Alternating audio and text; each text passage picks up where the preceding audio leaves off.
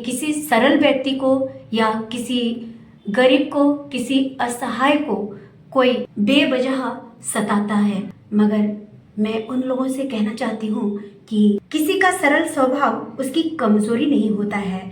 संसार में पानी से सरल कुछ भी नहीं है, लेकिन उसका बहाव बड़ी से बड़ी चट्टान के भी टुकड़े टुकड़े कर सकता है। इसीलिए इन सभी बातों को हमें ध्यान में रखना पड़ेगा। अपने ठाकुर जी की बातों को याद करके जीवन में चलना पड़ेगा।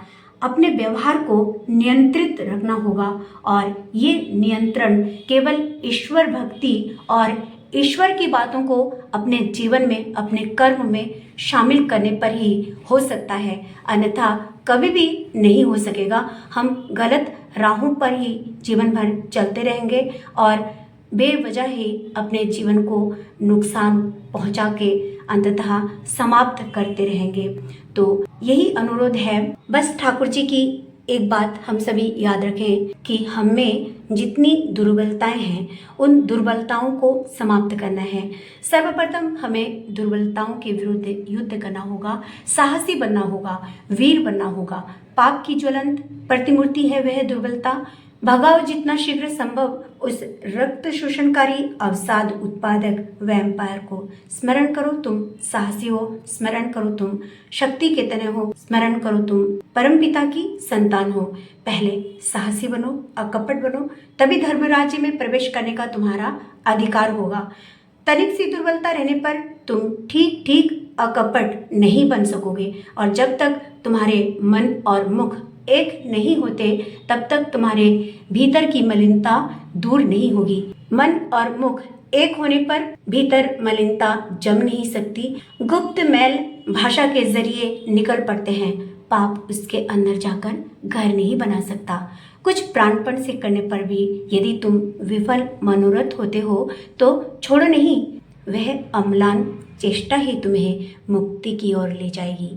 ये हमारे परम आराध्य की अनमोल वाणी है। जीवन का ऐसा कोई चैप्टर नहीं है जिससे हमारे ठाकुर जी ने हमसे अवगत नहीं कराई। अतः उनकी उन बातों को यदि हम अपने जीवन में, अपने कर्मों में शामिल करते हैं तो हम अपने जीवन को सार्थक करने के साथ साथ औरों के जीवन को भी सार्थक करते हैं। आइए हम सभी शपथ लें कि हम कभी भी किसी असहाय, गरीब और सरल व्यक्ति को नहीं सताएंगे, बल्कि उन्हें प्रेरणा देकर और भी सुंदर जीवन देंगे, उनको सुंदर रास्ता दिखाएंगे। मानव जीवन की एक कठिन परीक्षा है और इसी में हम सभी को उत्तीर्ण होना है।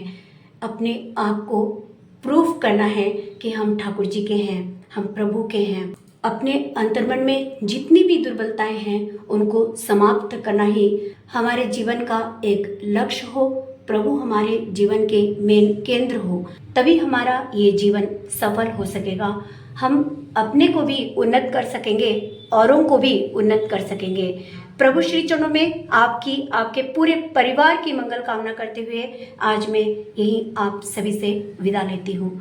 आप सभी को प्रणाम। जय गुरु। वंदे पुरुषोत्तमम।